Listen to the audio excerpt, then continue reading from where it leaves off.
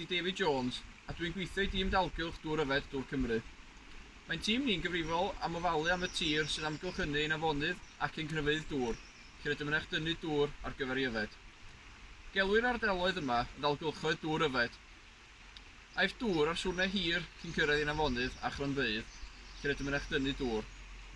Ar hyd y ffordd, mae pethau megis anifeiliaid, coed yn cael ei torri, cemegau sy'n cael ei chwistrellu ar y tir, ac hyd yn oed cerddwyr yn gallu amharu ar ansawdd y dŵr. Golygau hyn, dyw'r dŵr sy'n llifo i'n cronfeydd ddim mor bur ac y gallai fod. Mae hyn ynghyd â'r ffaith na chydig iawn o dir rydym yn berchen o fewn ein dalgylchoedd dŵr yfed, yn golygu fod yn allweddol ein bod yn gweithio gyda ffermwyr a pherchnogion tir. Mae'n hanfodol ein bod yn gweithio gyda chi mwyn cynnig atebion sydd o fydd i chi, ansawdd y dŵr ac yr amgylchedd leol.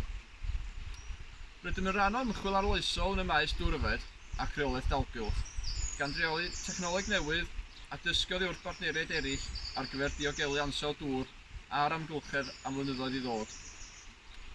Mae mudiad y ffermwyr ifanc yn chwarae rôl allweddol o fewn y gymuned wledig yng Nghymru ac yn cynnig cyfleoedd arbennig i bobl ifanc o fewn y diwydiant amaethyddiaeth. Y chi ydy dyfodol amaethyddiaeth yng Nghymru. Bydd 2 aelod o'r mudiad yn treulio wythnos gyda ni, fel bod cyfle i chi ddysgu sut caiff dŵr i drin a dysgu mwy am y gwaith gyda ffermwyr a rheolwyr tir mwyn diogelu cyflwyniadau dŵr yfed ar draws Gymru. Yn ystod eich lleoliad, bydd y 2 aelod yn dysgu sut mae dŵr yn cyrraedd tapiau ein cwsmeriaid a mae cyfleoedd yn siapio ein prosiectau ar gyfer y dyfodol. Edrychwn ymlaen i gyfarfod y 2 lwyddiannus a gobeithio'n cael elwa o'r profiad. Diolch yn fawr. Hello, my name is David Jones and I work in Welsh Water's drinking water catchment team. Our team is responsible for looking after the land around the rivers and reservoirs from where we extract water. These areas are called drinking water catchments. Water goes on a pretty big journey before it reaches the rivers and reservoirs from where we extract water. Along the way, it might bump into things that affect its quality, things such as animals, trees being cut down, chemicals that help food grow, or even hill walkers.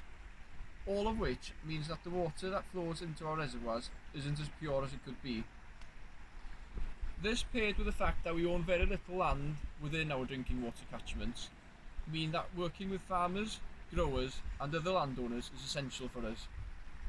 It's crucial that we work with people like you to come up with win-win solutions that benefit you, the quality of the water and the wider local environment.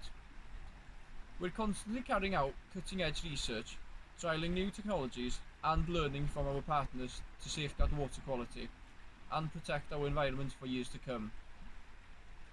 The YFC plays a crucial role within the rural community in Wales and offers excellent opportunities for young people within the agriculture industry. Together, you are the future of farming in Wales.